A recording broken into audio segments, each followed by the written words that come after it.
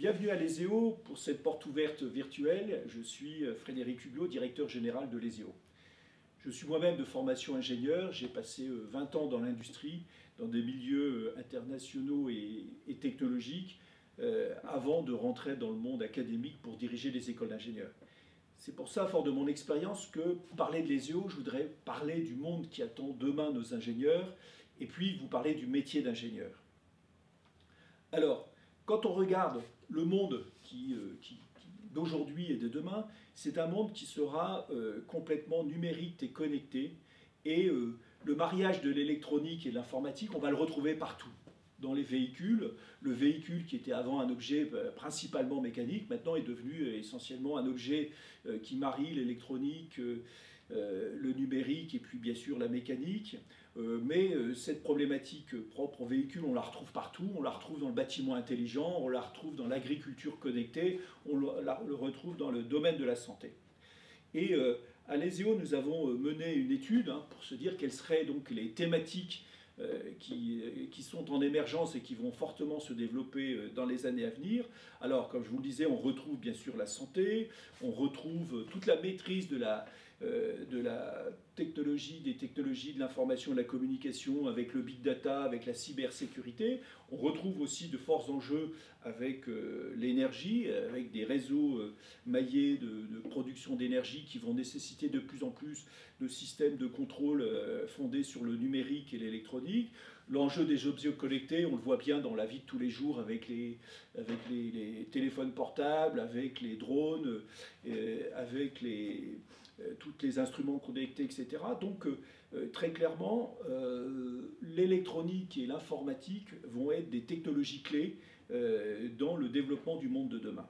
Mais ce monde, certes, il est très changeant d'un point de vue technologique, mais il est aussi, sur le plan géopolitique, sociétal, un monde extrêmement changeant, et je dirais même volatile, incertain, complexe et ambigu, car il sera marqué par des transformations, tant sur le plan écologique que politique, et il en résulte, pour le jeune qui rentre dans la vie active, d'avoir une formation qui le prépare à ce monde incertain, ce monde certes technologique, et donc la formation généraliste est aussi une manière pour le jeune d'être capable d'affronter des changements de carrière, de métier tout au long de sa vie. La dimension internationale et puis la personnalité, cette capacité de résilience seront aussi des éléments déterminants. Et enfin, je parlais tout à l'heure de développement durable, eh bien la prise en compte des enjeux sociétaux dès la formation sera un élément clé.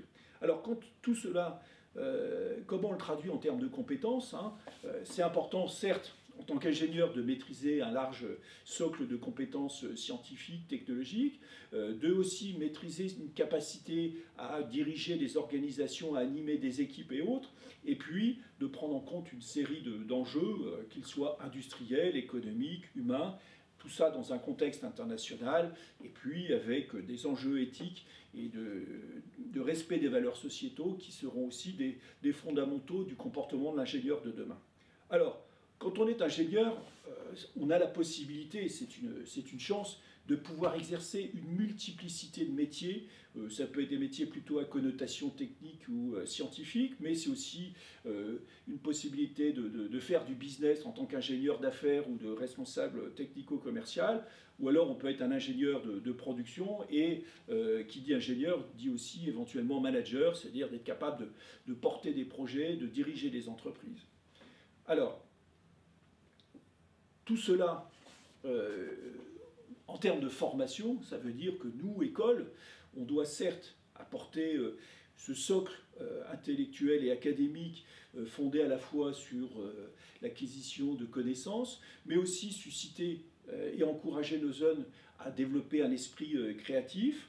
Il ne faut pas oublier que la formation, c'est certes 5 années d'études, mais elle doit s'enrichir tout au long des 43 années de vie professionnelle qui attendent nos jeunes. Et puis, cette formation, elle devra être complétée par des formations complémentaires tout au long de la vie pour permettre aux jeunes ingénieurs d'être toujours en adéquation à la réalité du monde qui l'attend.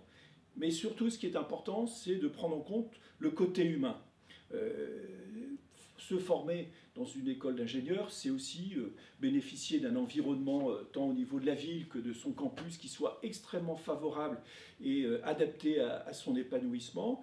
C'est aussi de pouvoir compter, et c'est le cas à l'ESEO, sur une communauté d'enseignants-chercheurs, de personnel qui sera complètement dévoué à l'accompagnement et à la réussite de l'étudiant. Et puis, il ne faut pas oublier qu'il y a des choses qui se passent en cours, en TP, en salle de TP et autres, mais il y a aussi beaucoup de choses qui se passent dans la périphérie, et notamment au travers de la vie étudiante.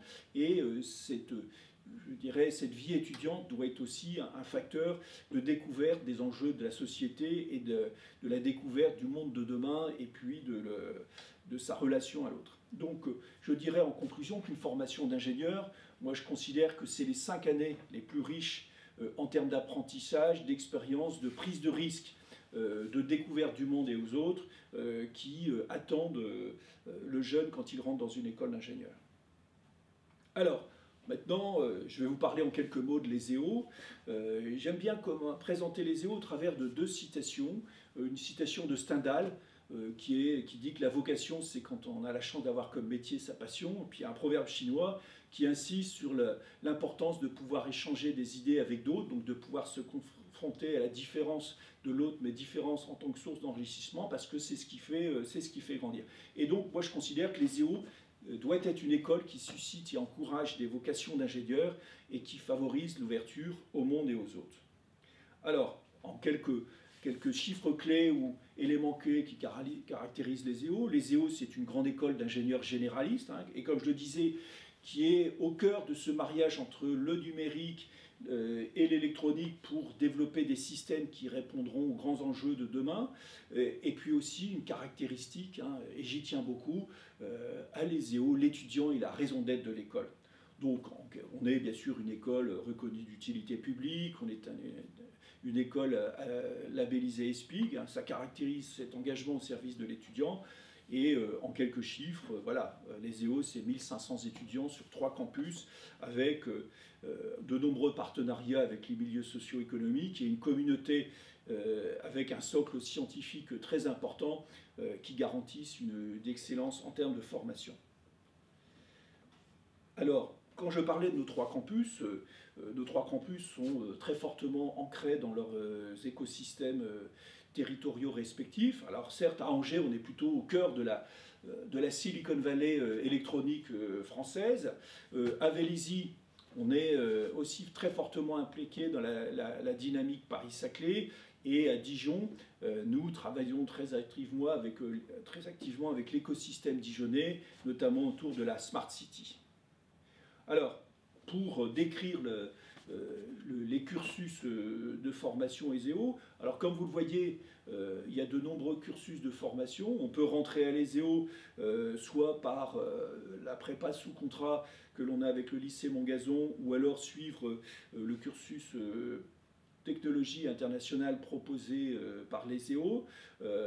Et puis poursuivre après ces 2 années par un cycle ingénieur, soit sous forme soit sous statut étudiant, soit en apprentissage, mais aussi il y a la possibilité à l'ESEO de suivre le parcours bachelor et puis de rentrer suite à ce parcours directement dans la vie professionnelle, ou alors de bénéficier de passerelles pour rejoindre les cycles ingénieurs, soit sous statut étudiant, soit par apprentissage.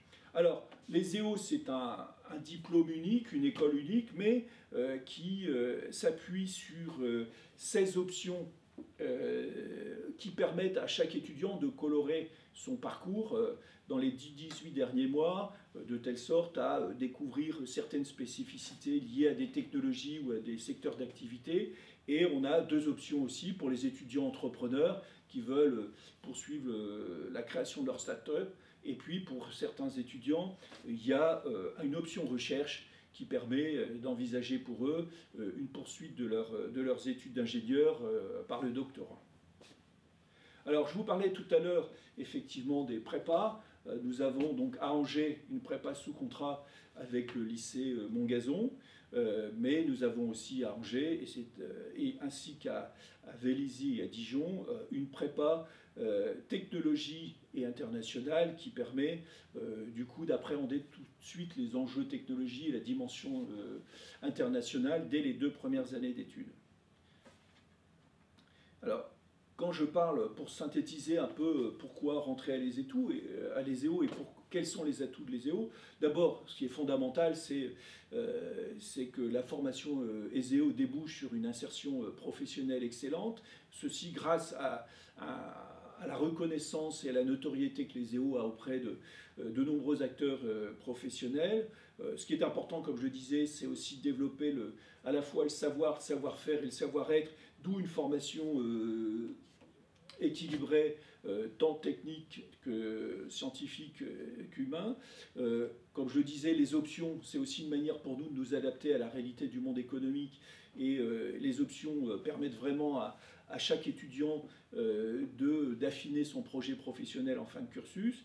Je parlais tout à l'heure du monde incertain et changeant, donc la dimension internationale est très présente à l'ESEO, notamment au travers d'un certain nombre de partenariats académiques que nous avons partout dans le monde. Et enfin, je voudrais insister sur l'accompagnement personnel, c'est-à-dire que les 120 collaborateurs de l'ESEO, dont plus d'une soixantaine d'enseignants-chercheurs, sont vraiment complètement dévoués à l'accompagnement de chaque étudiant.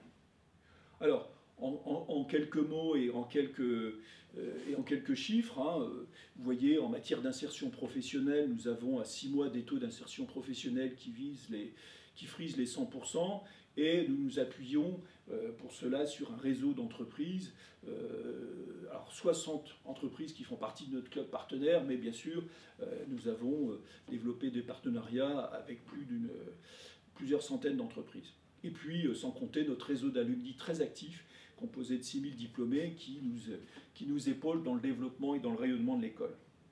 Bon, quelques mots aussi sur l'international. Comme vous voyez, l'ESEO est un peu présent partout dans le monde, en Afrique, sur les continents américains et puis en Asie, et bien sûr en Europe, notamment au travers et ce à tous les niveaux, hein, au niveau du cycle préparatoire, avec, comme je le disais, pour le cycle préparatoire technologie internationale, la possibilité pour certains étudiants de passer près de 6 mois dans un contexte international, en Chine ou en Espagne, et puis certainement demain dans un pays anglophone, et puis lors de leur cursus d'ingénieur, de pouvoir bénéficier de toute une série de partenariats, sans compter en matière de recrutement, bon nombre d'étudiants africains qui viennent rejoindre l'ESEO pour finaliser leur parcours d'ingénieur.